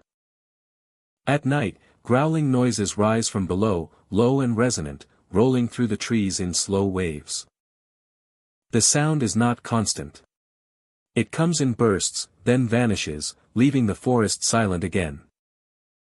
Those who hear it often struggle to identify its source, unsure whether it belongs to a known animal or something less familiar. The growls feel close, yet distant at the same time, as if echoing through the terrain rather than coming from a single point. When the sound fades, the silence that follows feels heavier, more deliberate, as though the forest itself is listening. Inside the lookout, the atmosphere grows tense. The metal stairwell leading up to the cab echoes easily, amplifying even the smallest movement. Late at night, heavy footsteps are sometimes heard climbing the stairs slowly. Each step lands with weight and intention, moving upward with steady purpose. The sound continues for several seconds, rising closer. Until it suddenly stops. No footsteps reach the platform. No movement follows. Those inside the cab often wait in complete silence. Listening for any sign of retreat, but nothing comes. The footsteps simply end, as if whoever or whatever was climbing chose not to finish the ascent. These moments are often followed by a deep stillness. The forest sounds seem to pause, and even the wind fades. The sense of being watched intensifies. The lookout feels smaller, more confined, as though the darkness outside has pressed closer. Then the door begins to rattle. The metal frame shakes briefly, hard enough to be unmistakable. It feels as though something large has pressed against it from the outside. The handle may shift slightly, but the door does not open. The rattling lasts only a few seconds, then stops abruptly, leaving the structure completely still. Those inside often remain frozen, listening for any follow-up sound. There are no footsteps moving away. No growls. The forest resumes its distant noise slowly, as if nothing occurred at all. Yet the memory of the movement lingers, vivid and difficult to dismiss. Some attribute these experiences to wildlife. Bears, large mammals, and other animals are known to move through the area, especially at night. Their presence is real and documented. Growls, footsteps, and pressure against structures can all have natural explanations. Yet those who experience the events describe something different. The footsteps feel measured rather than random. The rattling carries intention rather than curiosity. The timing of the sounds, their sudden start and stop, feels deliberate rather than accidental. Spending extended time in Bear Mountain Lookout at night heightens awareness. Every creak of metal, every shift in temperature, every distant sound feels amplified. The forest below is alive in ways that are mostly unseen. And the lookout sits directly above it, exposed and alone. Some visitors report an intense sense of presence during these nights. It is not panic, but alertness. The feeling of sharing space with something powerful and unseen. The presence does not fade with light or movement. It simply exists, steady and watchful. Those who have worked in the lookout speak carefully about their experiences. They trust their training and understand the environment, yet many admit there are nights they feel deeply uneasy. The forest feels closer. Sounds behave strangely. The tower seems less like a shelter and more like a boundary. The isolation plays a role as well.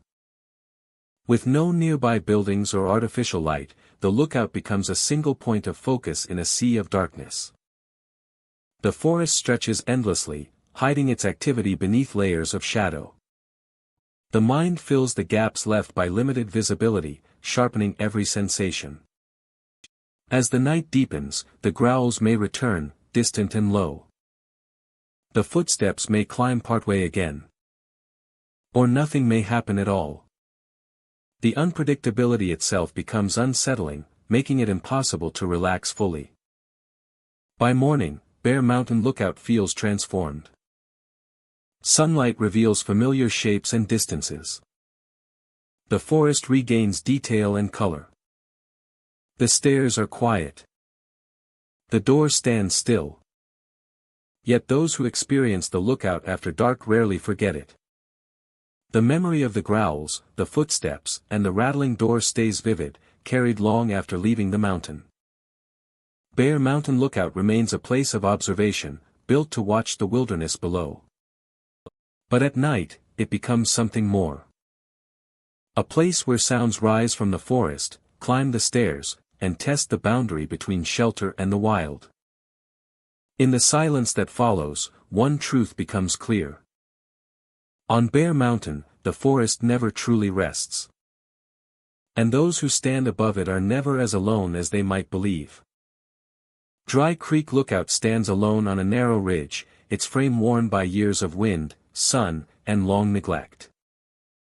The structure leans slightly, not enough to collapse, but enough to make visitors pause before stepping closer.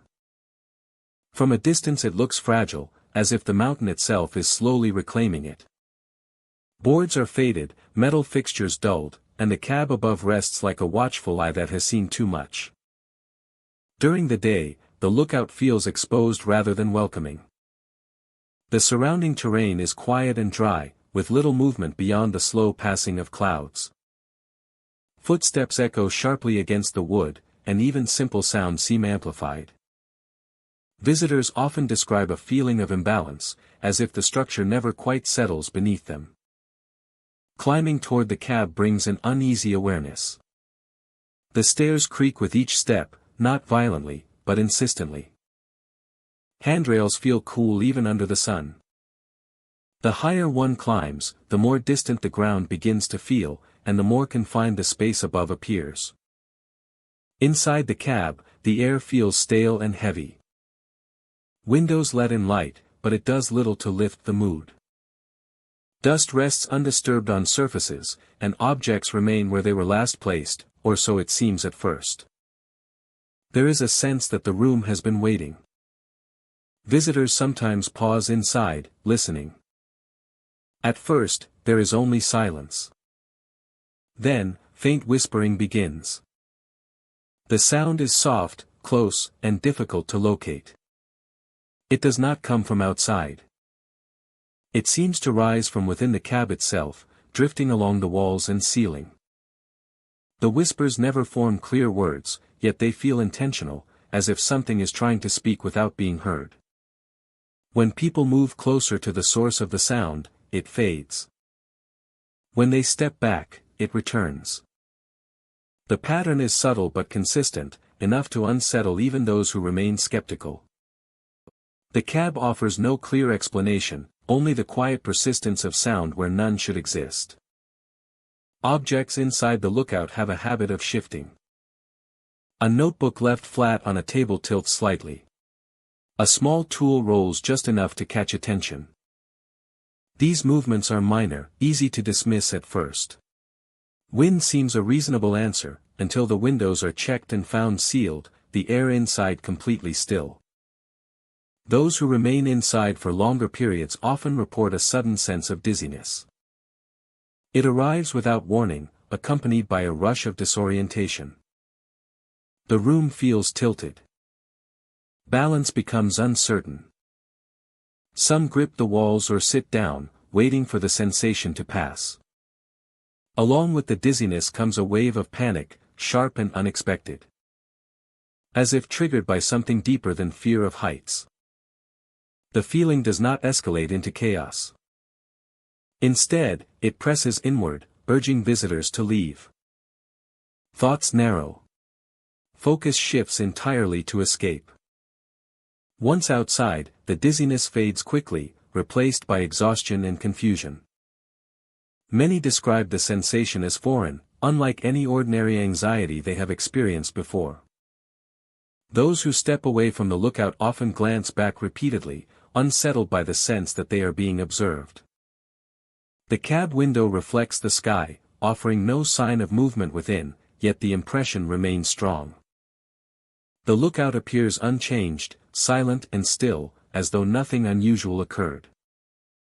Stories from different visitors share striking similarities. Whispering that cannot be understood. Objects that move just enough to be noticed. A sudden physical response that feels imposed rather than chosen. These accounts come from people with no connection to one another, often unaware of the lookouts' reputation before arriving. The location itself contributes to the tension. Dry Creek Lookout sits far from regular traffic, removed from familiar sounds and distractions. The isolation magnifies every sensation. Wind feels sharper. Silence feels deeper. The mountain seems closer, pressing in from all sides. Some believe the lookouts' instability plays a role. Years of neglect, exposure, and solitude may have left behind more than structural weakness. Long periods without human presence can shape a place in subtle ways. Patterns form. Stillness settles. When people return, they disrupt something that has grown accustomed to being alone.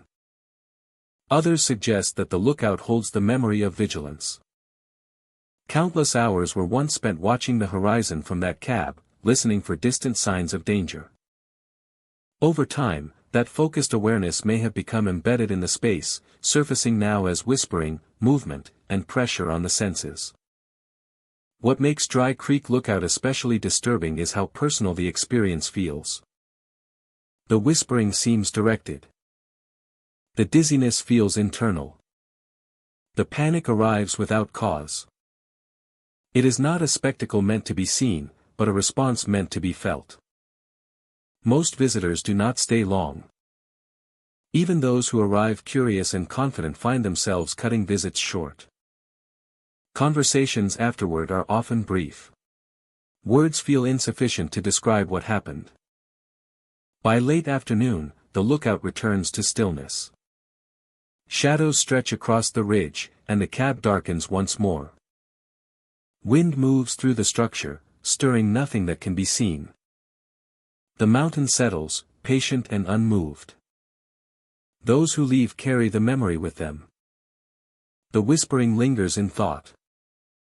The dizziness is recalled with unease. Some dream of the cab afterward, standing inside it again, aware that something unseen is nearby. These impressions fade slowly, never entirely disappearing. Dry Creek Lookout remains where it has always been, weathered and unstable, watching over the empty land below. It does not call attention to itself. It waits. And when someone climbs toward it, steps inside, and listens too closely, the lookout responds in quiet ways that leave no marks. Only lingering questions and the strong urge to never return. Fish Creek Lookout stands high above a network of winding streams that carve their way through the forest below. The water appears calm and distant, glinting softly as it bends through shadowed valleys. By day, the view is peaceful, almost meditative. The forest stretches endlessly, broken only by the silver threads of moving water and the slow drift of clouds overhead. The climb to the lookout is quiet. The sound of the creek fades, replaced by a stillness that feels deliberate. The forest seems to close in, thick with towering trees that block out much of the sky. Even sunlight arrives here reluctantly, filtering down in narrow beams. At the top, Fish Creek Lookout feels exposed and isolated. The structure stands alone, surrounded by wind and silence. The platform creaks softly underfoot, and the railing is cool to the touch. From this height, the forest no longer feels welcoming. It feels distant, layered, and deep, as if concealing far more than it reveals. As evening approaches, the atmosphere shifts. Shadows gather quickly among the trees. And the streams below disappear into darkness. The air cools, carrying faint sounds upward from the forest floor. It is during these hours that visitors begin to notice something unsettling. Voices sometimes rise from below, echoing up through the trees. The sound is faint at first, almost lost in the wind, but unmistakably human. The voices call out names, clear enough to recognize as speech, yet too distant to identify who is calling. The sound travels upward, drifting through the branches and reaching the lookout like a question left unanswered. Those who hear the voices often lean over the railing, searching the darkness for movement. The forest floor remains still. No lights. No figures. Only trees and shadow. The calling does not repeat the same way twice. Sometimes it sounds close. Other times it feels impossibly far away. As though the forest itself is carrying the sound from place to place. Instinctively, some feel the urge to answer back. Yet nearly everyone resists. Something about the voices feels wrong, not aggressive, but misplaced. The sound does not belong where it is coming from. Those who remain silent often describe a sense of relief when the calling finally fades. The voices never linger long. They dissolve into the night as abruptly as they appear. Leaving behind a silence that feels heavier than before. Even the wind seems to pause in their absence. The stillness presses in, making every small movement feel loud and exposed. Adding to the unease are reports of lights flickering briefly in the tower window. These lights appear suddenly, glowing softly from within the lookout cab. Then vanishing just as quickly. They do not behave like reflections or passing beams. They appear controlled, deliberate, as if someone briefly turned a light on, then thought better of it. Visitors approaching the lookout at night sometimes see the flicker from a distance and assume someone else is inside. When they reach the platform, the cab is empty. There is no sign that anyone has been there at all. Those already inside the tower describe similar moments. A soft glow reflected in the window glass. A brief illumination behind them. When they turn, the space remains dark and unchanged. The lights leave no warmth, no afterimage, only the unsettling certainty that something just happened. No one ever answers the voices from below. No one responds to the lights. Silence becomes the only safe response. Visitors quickly learn that acknowledging these events feels like crossing an invisible boundary. The feeling of isolation deepens as night fully settles. The forest below becomes a single dark mass, swallowing sound and movement. The streams can no longer be seen, but their presence is felt, winding unseen through the darkness. Some believe the voices are tied to the land itself. Fish Creek has shaped this forest for centuries, guiding travel, survival, and settlement. The idea persists that the water carried more than movement. It carried memory. Names spoken long ago may still echo through the valleys, rising when the forest grows quiet enough to listen. Others believe the lookout plays a role. For years, people worked here alone, scanning the forest for danger. They listened constantly, attuned to every sound below. Over time, that watchfulness may have left an imprint, blending with the natural acoustics of the land.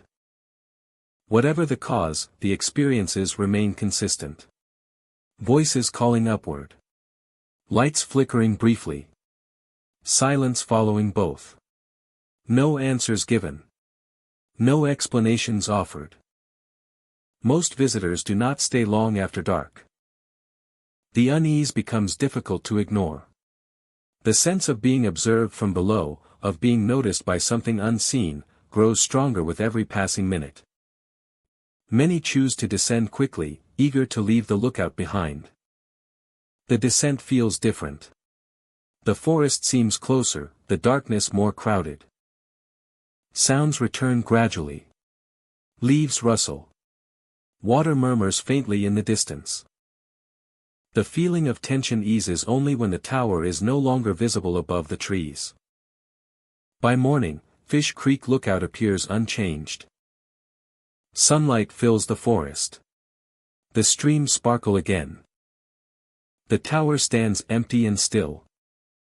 To anyone arriving fresh, it looks like a peaceful place meant only for views and quiet reflection.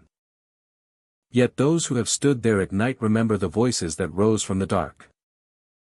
The lights that flickered without reason. The silence that followed, heavy and unresolved. Fish Creek Lookout remains where it has always been, watching over water and forest alike. It offers no answers, only experiences. And for those who listen too closely after sunset, it leaves a lasting impression that some calls are not meant to be returned, and some lights are better left unanswered. Granite Mountain Lookout rises from a spine of stone that feels older than memory, its structure perched where rock and sky meet. The climb to reach it is steep and demanding, a slow ascent through rugged terrain that strips away the noise of the world below. Trees thin as elevation increases, and the mountain reveals its raw surface, cold and unyielding. By the time the lookout comes into view, the air feels thinner, quieter, as if sound itself has learned to move carefully here. The lookout appears small against the vastness of granite and sky, yet its presence is commanding. Built to endure wind, snow, and isolation, it stands with a stillness that feels deliberate. Visitors often describe a sense of being observed upon arrival, not by anything visible, but by the mountain itself. The structure feels less like a shelter and more like a sentinel, placed to watch and remember. During the day, the view from Granite Mountain Lookout is expansive. Valleys stretch far below, layered with ridges that fade into the distance. The wind moves constantly, pressing against the walls and whistling through railings. Even in sunlight, the place feels solemn. Voices drop naturally, and movements become slower, more intentional. The stairs inside the lookout are narrow and steep, connecting levels that feel closer than they should be. But as time passes, the echoes begin to behave differently. Visitors report hearing footsteps on the stairs when no one else is present. The sound is steady and measured, rising and falling in rhythm. It echoes endlessly, repeating the pattern of ascent or descent without ever reaching the top or the bottom. The steps seem suspended in motion, trapped in the space between levels. Those who hear it often pause, listening closely. The sound does not grow louder or softer. It simply continues, circling the interior. The echo fills the stairwell, bouncing off walls and floors, creating the illusion of constant movement without progress. Some visitors attempt to follow the sound, stepping carefully onto the stairs. Their own footsteps overlap with the echo, briefly blending together. When they stop, the original sound continues, unchanged, as if unaffected by their presence. There is no point where the steps arrive. There is no point where they leave. This experience often triggers a deep sense of unease. The stairwell feels narrower, the air heavier. Time seems to slow, stretching moments into something thicker and harder to move through. The sound of footsteps becomes inescapable, wrapping around the listener and filling the space completely. Alongside these auditory experiences comes a powerful emotional response. Many visitors describe a sudden feeling of being trapped. It is not tied to physical confinement, as the exits remain open and visible.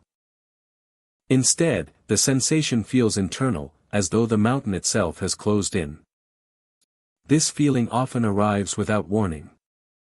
A calm moment shifts into tension. Breathing feels shallow. Thoughts narrow. Some describe the urge to leave immediately, driven by a sense that staying would be a mistake. Others feel frozen, unsure whether to move or remain still. The structure of the lookout seems to amplify this sensation. Windows frame vast open space, yet the interior feels enclosed. The contrast between endless views and confined rooms creates a subtle dissonance. The outside promises freedom, while the inside feels suspended, caught between levels just like the footsteps. Granite Mountain Lookout has a long history of isolation. Those who worked here lived alone for extended periods, responsible for watching the horizon day after day. Their routines were repetitive and quiet, shaped by long hours of vigilance. Nights brought darkness, wind, and the constant awareness of being far from help. It is easy to imagine how such conditions could affect the mind. How sound might begin to feel endless. How movement could feel circular rather than forward. Some believe the echoes heard today are shaped by this history, an impression left by years of solitary pacing and waiting. Late in the afternoon, shadows stretch across the interior, and the lookout grows dim even before the sun sets. The stone outside holds cold, radiating it inward. The wind shifts, carrying distant sounds that never fully resolve. There are reports of visitors standing on the stairs, listening to the endless footsteps, convinced they are not alone. The sound feels purposeful, as though following a route known only to itself. Yet no matter how long one listens, the steps never arrive. Some choose to leave quickly after experiencing this. They descend the mountain with urgency, feeling relief with every step downward. Others stay longer, trying to understand, trying to outlast the sensation. For some, the feeling fades after time. For others, it remains until they leave the area entirely. By night, Granite Mountain Lookout becomes profoundly still. The mountain absorbs sound, and the world below disappears into darkness. The footsteps may continue, faint but persistent, echoing through the stairwell. The feeling of being trapped feels strongest here, suspended between earth and sky. Morning light changes everything. The mountain softens, and the lookout looks ordinary again. The stairs are quiet. The echoes are gone. The interior feels open and calm. Visitors question what they experienced, wondering if exhaustion or imagination played a role. Yet the memory remains vivid. The sound that never arrived. The feeling that had no clear cause. These impressions linger long after the mountain is left behind. For others, it is a reminder that isolation can take many forms, and that not all journeys move forward in straight lines. The mountain waits patiently, listening to the wind and the passing of seasons. And when footsteps echo endlessly on its stairs, never reaching their destination, Granite Mountain Lookout seems to remind visitors that some places exist outside ordinary movement, holding moments in suspension, waiting for the next person to climb high enough to hear them. Soldier Mountain Lookout rises above a wide stretch of forest, its frame steady against shifting sky and wind. The mountain takes its name from old trails that once crossed these ridges, paths worn deep by repeated passage long before the lookout ever stood here. Even now, the land feels marked by movement, as if the ground remembers every step that passed across it. Pine and fir trees stretch outward in dense patterns, their branches layered and quiet. The lookout offers a clear view in all directions, a place meant for watching and waiting. Light moves slowly across the slopes, and the wind carries familiar sounds of leaves and distant birds. Nothing seems out of place at first glance. Yet the atmosphere carries a subtle weight. Visitors often describe a tension that settles in without explanation. The air feels alert, as though the forest itself is paying attention. Sounds travel farther than expected, then vanish abruptly. The stillness never feels empty. It feels occupied. As evening approaches, the mood shifts. The forest darkens unevenly, shadows forming early beneath the trees. The lookout stands above it all, silent and observant. It is during these hours that the first unusual sounds are sometimes heard. Faint and distant at first, rhythmic noises drift through the trees, steady and measured.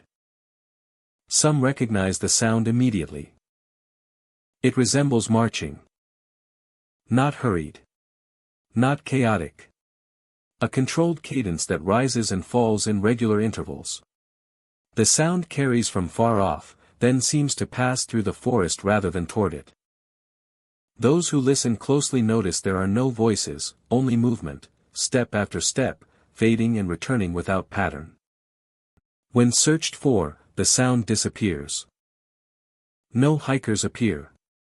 No wildlife explains the rhythm. The forest remains still, yet the sense of organized movement lingers, as if the sound left an imprint behind. Shadows begin to move across the trees in ways that feel deliberate. They shift in lines rather than random shapes, sliding between trunks with quiet precision. The motion is slow and coordinated, not rushed or scattered. Observers report watching the shadows change position together, then stop at the same time.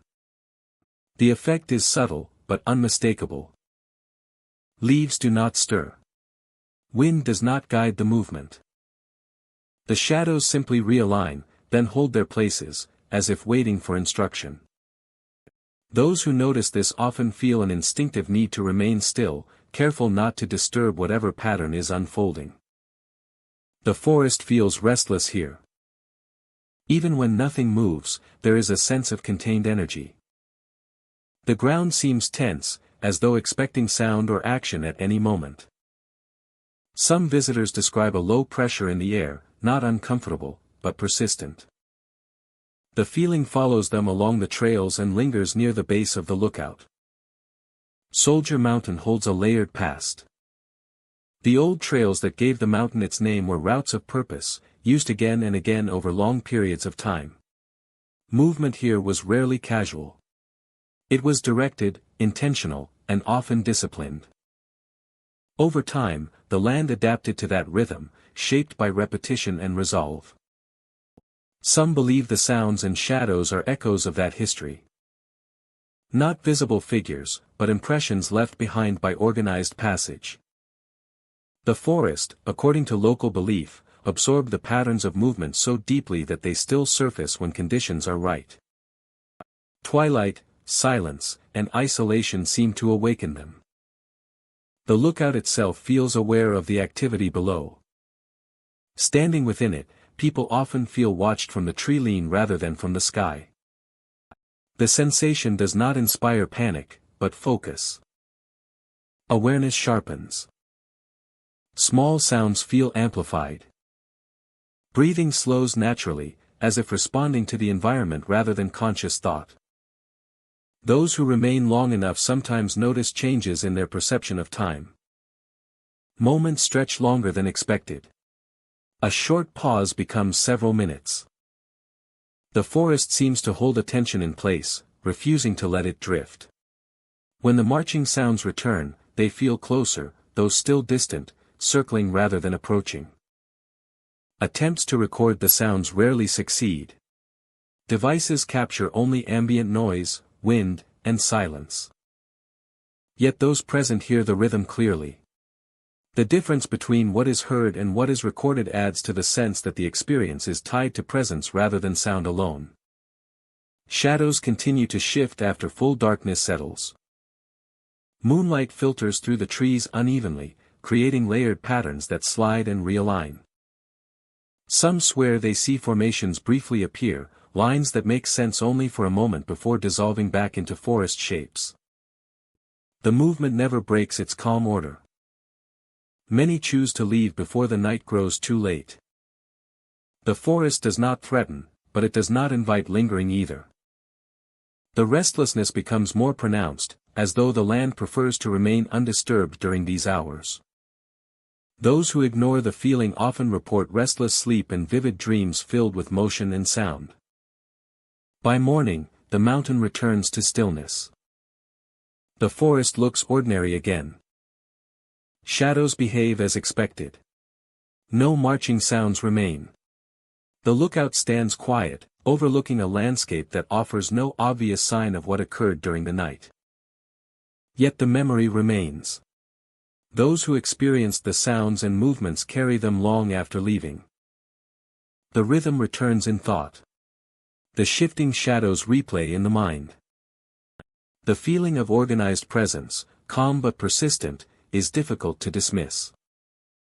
Soldier Mountain Lookout continues to stand watch. It does not reveal answers or explanations. A place shaped by movement, discipline, and repetition. A forest that remembers how it was once crossed. When evening falls and the forest grows still again, the mountain listens. Marching sounds may rise once more in the distance. Shadows may align across the trees. And the restless energy of Soldier Mountain will remain, moving quietly through the forest, unseen but carefully ordered, following paths that were never fully erased. Timber Peak Lookout stands alone on a high ridge, far from marked trails and rarely visited by hikers. The path leading to it is narrow and overgrown, winding through dense forest where trees crowd close and sunlight struggles to reach the ground. The air feels cooler here, heavier, as if the mountain holds on to shadows longer than the valleys below. By the time climbers reach the base of the lookout, the world already feels distant. Sounds from civilization are gone, replaced by wind in the branches and the soft creak of wood settling in the tower above. During the day, Timber Peak Lookout feels forgotten rather than abandoned. The forest stretches endlessly in every direction, layers of green rolling into the distance. The silence is deep but not unsettling at first. It feels natural, untouched, as though the mountain simply exists without needing to announce itself. As the climb begins, each step echoes more clearly than expected. The metal and wood carry sound upward, amplifying movement in an otherwise quiet space. With every level gained, the forest below seems to pull away, becoming a single dark mass of treetops and shadow. Reaching the top brings a wide, unobstructed view, but also an unusual stillness. Even on days when wind moves through the trees below, the lookout itself can feel strangely calm. It is often at this point that the first sound appears. From somewhere below, faint crying drifts upward through the trees. Those who hear it often assume it is an animal call or wind passing through uneven terrain. Yet the sound does not fade or shift the way natural noise usually does. The crying grows clearer with time. It carries a human quality, uneven and emotional, rising and falling in a slow rhythm. The sound does not seem tied to any single direction. It comes from below, yet feels close, as though the forest itself is producing it. Standing still does not make it stop. Listening more carefully only sharpens its presence. Some climbers report feeling an urge to look over the edge, searching the trees for movement. There is never anything visible, only branches and shadow. When climbers decide to descend, the sound follows. As they move down the stairs, the crying shifts with them, maintaining the same distance. It does not grow louder or quieter. It simply remains, steady and persistent, as though matching their pace step for step. The crying seems to seep through the structure, wrapping around the stairs and settling into the space between steps. Those who continue downward describe an increasing sense of unease. The forest feels closer, pressing inward. It is not loud, but it is impossible to ignore. Some climbers call out, testing whether the sound will respond. There is no answer. The crying does not react to voices or movement. It continues in its slow, mournful rhythm, detached from any visible source. Reaching the base of the lookout does not end the experience. As climbers step onto the ground and begin to move away, the sound follows along the trail. Turning around reveals only empty forest and still air. The crying persists as long as they remain within the area surrounding Timber Peak. It does not echo wildly or bounce from place to place. Instead, it feels anchored to the land itself, as though the mountain is carrying the sound rather than projecting it. Only when climbers leave the area completely does the silence return. The moment the boundary is crossed, the sound stops without warning. There is no fading, no gradual retreat. One step brings the crying. The next brings absolute quiet. The contrast is so sharp that many stop walking, suddenly aware of how loud their own breathing has become. Afterward, the forest sounds return to normal. Wind moves through leaves. Insects hum softly. The mountain releases its hold, and Timber Peak begins to feel distant once again. Those who experience this phenomenon struggle to explain it. Some suggest natural causes. Wind can travel unpredictably through valleys. Certain animals produce sounds that resemble crying. The mind, isolated and alert, may interpret unfamiliar noises in unsettling ways. Yet these explanations often fall short for those who heard the sound follow them so precisely. The consistency of distance. The way it stopped exactly at the edge of the area. The emotional weight carried in the sound itself. These details remain difficult to dismiss. Locals who know of Timber Peak Lookout speak of it with caution. They describe the mountain as quiet, but not empty. Some believe the crying is an echo of someone lost long ago, a presence bound to the land rather than a single point. Others believe it is simply the mountain responding to intrusion, revealing itself only to those who climb too high and listen too closely. What remains consistent is the effect. Those who descend from Timber Peak often carry a lingering heaviness with them. The memory of the sound stays vivid, resurfacing unexpectedly long after the climb is over. The lookout remains rarely visited. Its stairs stand empty most days, its cab exposed to sun, rain, and snow. The forest continues to grow around it, patient and silent. But for those who climb it and hear the crying rise from below, the mountain leaves a clear impression. Here, sound does not behave as expected. Silence is not guaranteed. And the mountain decides when it will let go. Ghost Ridge Lookout stands alone on a narrow crest where the land drops away on all sides, its silhouette sharp against the sky.